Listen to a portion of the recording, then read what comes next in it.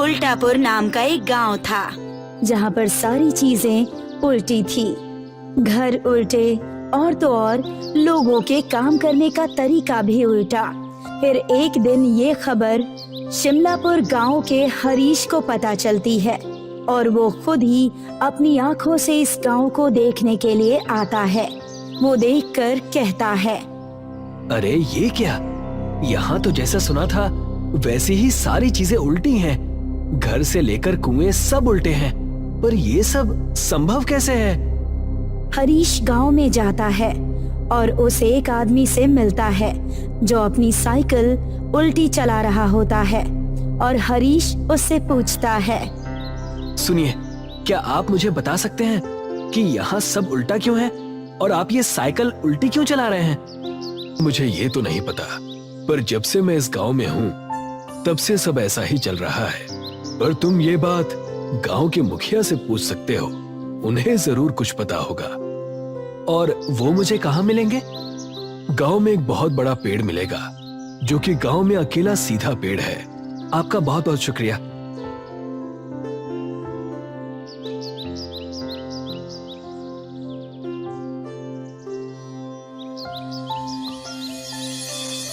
वहां से हरीश उस पेड़ के पास पहुंच जाता है जहां पर गांव के मुखिया खड़े रहते हैं।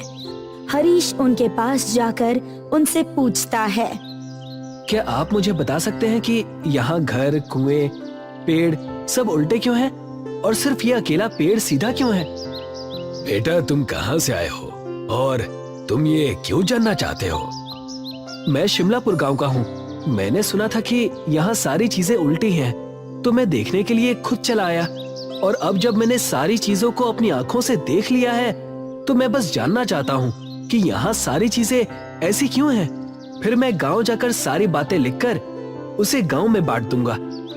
देखो बेटा, मुझे पूरी बात तो नहीं पता, पर मैं यही जानता हूँ कि एक बार एक ऋषि थे जो इस गांव में इस बड़े सीधे पेड़ के नीचे बैठकर ध्यान लगाया करते थे, और किसी वजह से उन्होंने इस गांव को श्राप दे दिया, जिस वजह से इस गांव की सारी चीजें इस तरह से उल्टी हो गईं। पर उन्होंने श्राप क्यों दिया और उस श्राप को कैसे हटा सकते हैं?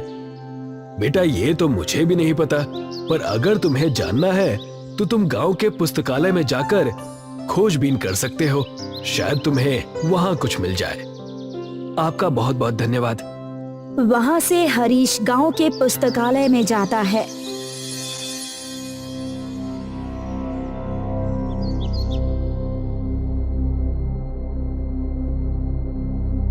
जहां पर कई सारी किताबों की लिखाई उल्टी होती है। यहाँ के किताबों में तो लिखावट भी उल्टी है, इसे तो पढ़ना भी बहुत मुश्किल है। हरीश किताबों को पढ़ने की कोशिश करता है। वैसे ही उसकी नजर एक किताब पर पड़ती है जो कि बाकी किताबों से थोड़ी अलग थी। हरीश उस किताब को उठाकर जैसे ही खोलता है तो वो देखता है, अरे, इस किताब में तो सारी चीजें सीधी लिखी हुई हैं। देखता हूँ, शायद इसमें कुछ लिखा हो जिससे ये पता चल जाए कि इस गांव की ये हालत आखिर हुई कैसे। हरीश उस किताब को पढ़ने लगता है जिसमें गांव की कहानी लिखी होती है। कई सालों पहले एक संत इस गांव में प्रवेश करते हैं और बड़े से पेड़ के नीचे बैठ जाते हैं। उस समय गांव का नाम सीधापुर हुआ करता था और संत जी गांव वालों को सही बातें सिखाया करते थे।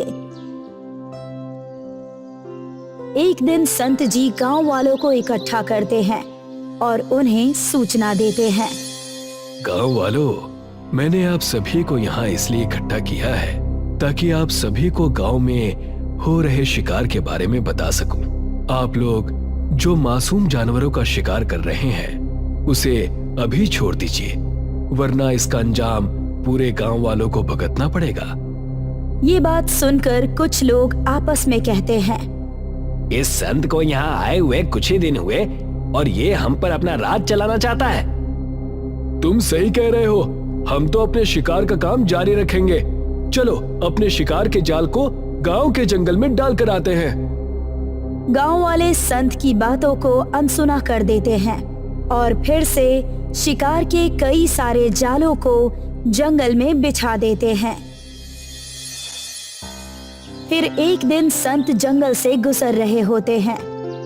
ये गांव वाले शिकार हद से ज्यादा करने लगे हैं और ये सब कुछ अपने शौक के लिए कर रहे हैं। बिना वजह मासूम जानवरों को मारना बहुत बुरा है। जैसे ही वो ये शब्द कहते हैं, वैसे ही एक रस्सी उनके पैर में पड़ती है और खींचकर संत जी को पेड़ से उल्टा लटका देती है। लगता है बड़ा शिकार हाथ लगा है। हाँ हाँ, चलो देखते हैं। जैसे ही वो लोग वहाँ संत जी को उल्टा लटके देखते हैं, वो डर जाते हैं और जल्दी से उन्हें नीचे उतारते हैं। फिर माफी मांगने लगते हैं, पर संत जी बिना कुछ सुने उस पेड़ के नीचे आ जाते हैं और ध्यान में लग जाते हैं। और जल्द ही सारे गांव में ये बात मालूम पड़ जाती है। सारे गांव वाले संत जी से मिलने आते हैं। हमें माफ कर दीजिए जो हमने किया उसके लिए। संत जी ध्यान से अपनी आंखें खोलते हैं। उनकी आंखें क्रोध से लाल हो चुकी होती है और फिर वो गांव वालों से कहते हैं, मैंने तुम्हें पहले ही चेतावनी दी थी, पर जो आज मेरे साथ हुआ मैं उसे नहीं भूल सकता। जिस तरह से मैं उल्टा लटका और मुझे सारी चीजें उल्टी नजर आई, उसी प्रकार ये मेरा इस गांव को श्राप है कि ये पूरा गांव भी उल्टा हो जाएगा और इस गांव का नाम आज से ही सीधपुर से उल्टापुर होगा। गांव वाले ये सुनकर उनसे माफी मांगने लगते हैं और वादा करते हैं कि वो कभी भी आगे से शिकार नहीं करेंगे। ये देखकर संत जी को उन पर तरस आ जाती है और वो उन्हें बताते हैं, एक दिन आएगा जब एक नेक इंसान जो तुम्हारी परिस्थिति पर तरस खाएगा और तुम्हारी मदद करने की कोशिश करेगा, बस उसे मेरे जैसे 100 संतों को अपने हाथों से बनाकर भोजन खिलाना होगा। लेकिन भोजन की सामग्री गांव के हर घर से आनी चाहिए। तब से लेकर आज तक सारी चीजें उल्टी है, बस उस पेड़ को छोड़कर जहाँ पर संत जी बैठा करते थे। ये किताब जो संत जी ने खुद ही लिखी थी, इस किताब को पढ़कर हरीश मुखिया के पास जाकर उन्हें सारी बातें बताता है और कहता है, अगर हमें ये श्राप तोड़ना है तो हमें सारे गांव के घरों से खाने का सामान मंगाना होगा। ये तुम सही कह रहे हो। मैं आज ही सारे गांव वालों को जमा करता हूँ और उन्हें सारी बातें बताता हूँ। पर वो व्यक्ति है कौन जो हमारी मदद करना चाहता है? मुखिया जी, वो और कोई नहीं, मैं ही हूँ। जब से मैं आया हूँ मुझे आप लोगों की परिस्थिति पर तरस आ रहा है और मैं तो बस आप लोगों की मदद करने का कोई उपाय ढूंढ रहा था, तभी मुझे वो किताब मिली। बहुत बहुत धन्यवाद तुम्हारा बेटा। मुखिया सारे गांव वालों को जमा करता है और सारी बातें विस्तार से बताता है और फिर गांव वाले कहते हैं, हम सारी चीजें करने को तैयार हैं। हमें इस श्राप से मुक्त होना है हरीश, तुम बस खाना बनाना। हम सभी गांव वाले गांव के सभी घरों से तुम्हें खाने का सामान लाकर देंगे। जी ठीक है, तो मैं 100 संतों के लिए खुद खाना बनाऊंगा और इस गांव को इस उल्टे होने के श्राप से मुक्त कराऊंगा। गांव के हर एक घर से कुछ न कुछ सामान आता है और सबको जमा करके हरीश संतों के लिए खाना बनाता है। अगले दिन गांव वाले 100 संतों को बुलाते हैं भोजन के लिए। खाना खाने के बाद उनमें से एक संत मुखिया जी से पूछते हैं, क्या हुआ मुखिया, अचानक से हम सभी के लिए ये दावत कैसी? कई वर्षों पहले एक संत ने इस गांव को श्राप दिया था कि इस गांव की सारी चीजें उल्टी हो जाएं, चाहे वो घर हो या फिर पेड़ या फिर कुआं। और उन्होंने कहा था कि ये सभी चीजें ठीक तभी होंगी जब कोई नेक इंसान हमारी इस दशा को देखकर हम पर तरस खाएगा और वो 100 संतों को अपने हाथों से बनाकर भोजन कराएगा और भोजन का सामान गांव के हर एक घर से आना चाहिए। संत हरीश को अपने पास बुलाते हैं। हरीश बेटा, तुमने जो इस गांव के लिए किया है उसे देखकर हम सब बहुत खुश हैं। अगर ये गांव इस श्राप से मुक्त हुआ है तो इसका श्रेय सिर्फ और सिर्फ तुम्हें जाता है। संत जी, ये मेरा कर्तव्य है कि मैं लोगों के लिए अच्छा करूं। सदा खुश रहो बेटा। ये कहकर सारे संत गांव वालों को आशीर्वाद देते हैं और अपने रास्ते निकल जाते हैं। और फिर अगली सुबह जब सूरज उगता है तो सारी चीजें एकदम सीधी हो जाती है। गांव के हर एक घर सब सीधे हो जाते हैं। ये देखकर गांव वाले बहुत खुश हो जाते हैं और मुखिया जी सारे गांव वालों को एक साथ जमा करते हैं। हरीश बेटे, तुम्हारा बहुत बहुत धन्यवाद। जो तुमने हमारे लिए किया शायद ही कोई करता है। इसकी कोई जरूरत नहीं है मुखिया जी। बस आप गांव वालों को बता दीजिए कि पहले वाली गलतियां वापस ना दोहराएं। हाँ, तुम सही कह रहे हो। तभी मुखिया जी सारे गांव के लोगों से कहते हैं, इस गांव में आज के बाद कभी कोई जानवरों का शिकार नहीं करेगा और अगर कोई शिकार करते हुए पकड़ा गया तो उसे गांव से निकाल दिया जाएगा। हाँ, हम कभी मासूम जानवरों का शिकार नहीं करेंगे। और उसी वक्त मुखिया जी गांव का नाम फिर से सीधापुर रख देते हैं और गांव के सभी लोग अब अपने सीधे गांव में खुशी से जीते हैं। कर्नाटका के गांव कुरांगिनी में कुछ आदिवासी रहते थे जो हमेशा अपने पितृदेव यानी अपने कुल देवता की सेवा करते थे।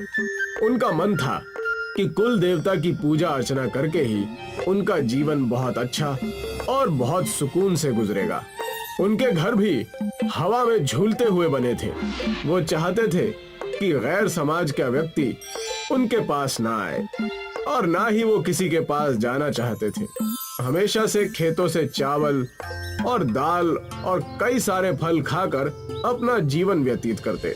उसी वक्त कुरांगिनी के पास वाले गांव में कुछ बच्चे कैंपिंग करने गए थे। चंदू, मंगलू और कविता। मुझे तो अब तक यकीन नहीं हो रहा है कि मैं हॉलिडे पर आई हूँ। सच कहा। यहाँ हम कुछ दिनों तक कैंप करेंगे और आसपास की चीजें भी ढूंढ निकालेंगे। मजा आएगा। हाँ, और सुबह होते ही हम आसपास के गांव घूमने जाएंगे और देखेंगे कि वहाँ क्या है। कुरांगिनी गांव के पास के कैंपिंग स्पॉट पर तीनों दोस्त आराम करने लगते हैं। सुबह होते ही उन्होंने तय किया कि सारे घूमने जाएंगे कुरांगिनी की तरफ। कुरांगिनी के पास जाते ही कविता ने झूलता हुआ घर देखा और कहा, अरे वाह, ये देखो झूलता हुआ घर। लगता है यहाँ के लोगों को झूला झूलने का बहुत शौक है, इसलिए ऊपर वहाँ पेड़ पर ही घर बना लिया है। कितने गजब की खूबसूरती। पूरा गांव हरा भरा है, ताजी हवा, सुंदरता में तो ये सब देखकर खुश हो रहा हूँ। पता नहीं आगे क्या क्या देखने मिलेगा। लेकिन पता नहीं मुझे डर क्यों लग रहा है। ऐसा लग रहा है कि कुछ अनहोनी होने वाली है हमारे साथ। ओफो, तुम तो हमेशा ही नेगेटिव बातें करते रहते हो। अब चुप भी करो और यहाँ का नजारा देखो। कुरांगिनी गांव के आदिवासियों ने उन्हें घेर लिया, जो दिखने में डरावने और खूंखार लग रहे थे। इन्हें देखते ही तीनों दोस्तों की सिट्टी बिट्टी गुल हो गई। कौन है आप लोग और हमसे क्या चाहते हैं? अरे, हमेशा शहरी लोगों को हम यहाँ आने से रोकते हैं। तुम लोगों को कितनी बार समझाया है, हमारे गांव के आसपास भी नजर मत आना, लेकिन फिर भी तुम नहीं समझते। अब तुम्हारी खैर नहीं, तुम्हारा हिसाब हमारे गांव के देवता करेंगे। ले चलो इन्हें, आज हमारी देवी ही बताएंगी कि इनका क्या करना है। अगर तुम यहाँ से छुटकारा पाना चाहते हो तो तुम्हें हमारी शर्तें माननी पड़ेंगी। क्या करना होगा? हमें सारी शर्तें मंजूर है। तुम्हें हमारे गांव की सभ्यता और परंपरा में रहना होगा। प्रकृति की सेवा में अपना मन, धन सब त्यागना होगा। इतना कहकर प्रकृति की देवी वहां से चली जाती है। तुमने सुना, जैसे हमारी देवी ने कहा वैसे ही तुम्हें करना होगा, नहीं तो हमारी देवी नाराज हो जाएगी। अब से तुम कुरांगिनी के निवासी हो, तुम्हें हमारे नियम और कायदे चलाने होंगे और हमारी देवी को खुश करना होगा। क्या आप हमें समझाएंगे कि हमें करना क्या है? हंसते हंसते हमारे रास्ते बंद हो गए और अब ये नया तमाशा आ गया है। जल्दी बताओ हमें क्या करना है। मैं जिंदगी भर के लिए तैयार हूँ। जैसा हमारी देवी ने कहा वैसा ही तुम्हें करना होगा। हमारे तौर तरीके तुम्हें अपनाने होंगे। सारी शहरी चीजें तुम्हें फेंकनी होगी। कविता, मंगलू और शैलेश के पास कोई चारा नहीं रहता। उन्हें उनके तौर तरीके आजमाने ही पड़ते हैं। हमने तुम्हारी सारी व्यवस्था झूलते हुए घर में कर दी है। आज से तुम वहीं रहोगे और हमारा जीवन व्यतीत करोगे। यही सीख और सजा है तुम्हारी। ये रहे तुम्हारे कपड़े। छोड़ दो हमें, घर जाना है हमें, हमें जाने दो। अरे चिल्लाना बंद करो और इन्हें देखो। तुम्हें लगता है हमें जाने देंगे यहाँ से? हमें यही इनकी बातें माननी होगी, तब जाकर कुछ होगा। मैंने पहले ही कहा था कि हमें संभल कर रहना चाहिए, लेकिन तुम में से किसी ने मेरी बात नहीं मानी। उन्हें समझ आने लगा था कि प्रकृति सबसे बढ़कर है। ये रहा तुम्हारा भोजन। इसे खाकर हमारे साथ खेत में काम करने चलो। ये क्या है? मुझे ये सब करने की आदत नहीं है। दिखने में तो स्वादिष्ट लग रहा है। मंगलू, इसे खाकर तो देखो। चुपचाप खाकर हमारे साथ चलो। जैसे ही उन्होंने कुरांगिनी गांव का खाना खाया, वाह यार, ये कितना स्वादिष्ट है। अगर हमें ये खाना हर रोज मिले तो मैं यहाँ से कभी नहीं जाना चाहूंगी। बिना मिलावट के खाने की बात ही कुछ और है। सच कहा तुम दोनों ने। हमें यहाँ कुछ दिन बिताने हैं। इससे हमें एक अच्छी सीख और अच्छी समझ के साथ जाएंगे। तीनों ही कुरांगिनी गांव के लोगों के साथ समय बिताने लगते हैं। उनके साथ खेतों में जाकर खेती, पेड़ों पर चढ़कर फल तोड़ना और कई सारे गांव की परंपरा में भाग लेते हैं। पूरे 1 महीने तक वो कुरांगिनी गांव वालों के साथ रहते हैं। उनके तौर तरीके सीखने के बाद मुखिया कहता है, हमारे गांव में कल मेला लगने वाला है। इस मेले में कई सारे व्यंजन और कई सारे कारनामे होते हैं। इस मेले में हम आ सकते हैं क्या? अब तो हम भी कुरांगिनी के निवासी हैं। क्यों नहीं? अब तुम हम में से ही एक हो। तुम यहाँ आ सकते हो। अगले ही दिन तीनों मेले में जाने के लिए तैयार हो जाते हैं। वहाँ पर कविता के माँ बाप कविता को ढूंढते हुए आ जाते हैं। कविता की माँ रोने लगती है। कहाँ थी मेरी बच्ची? हमने तुम्हें कहाँ कहाँ नहीं ढूंढा। इन लफंगों के साथ हमें पता था कि तुम किसी मुसीबत में हो। कुरांगिनी गांव के लोग कविता के पिता की बात सुनकर डर जाते हैं। तब कविता कहती है, लेकिन पिताजी, इसमें इनकी कोई गलती नहीं है। मुखिया जी ने अपना कर्तव्य निभाया और हमें एक बहुत अच्छी सीख दी जो कोई स्कूल या कॉलेज हमें नहीं दे पाता। इस गांव में आने के बाद हमने हमारी प्रकृति के बारे में जानने का बड़ा अवसर प्राप्त किया। हमें पता चला कि हमारी दुनिया से बढ़कर भी कुछ चीज है। मैं शुक्रगुजार हूँ इस कुरांगिनी गांव और यहाँ के लोगों का जो हमें यहाँ आने का मौका मिला। सब कुछ सुनने के बाद मुखिया कहते हैं, देखा हमारे साथ रहने का नतीजा। मुझे गर्व है तुम तीनों पर।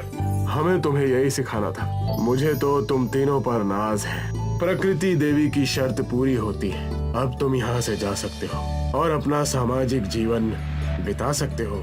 कविता, मंगलू और शैलेश वहाँ से खुशी खुशी जाने लगते हैं। हम आप सब से मिलने साल में एक बार जरूर आएंगे और शहर जाकर लोगों को प्रकृति के बारे में सतर्क करेंगे।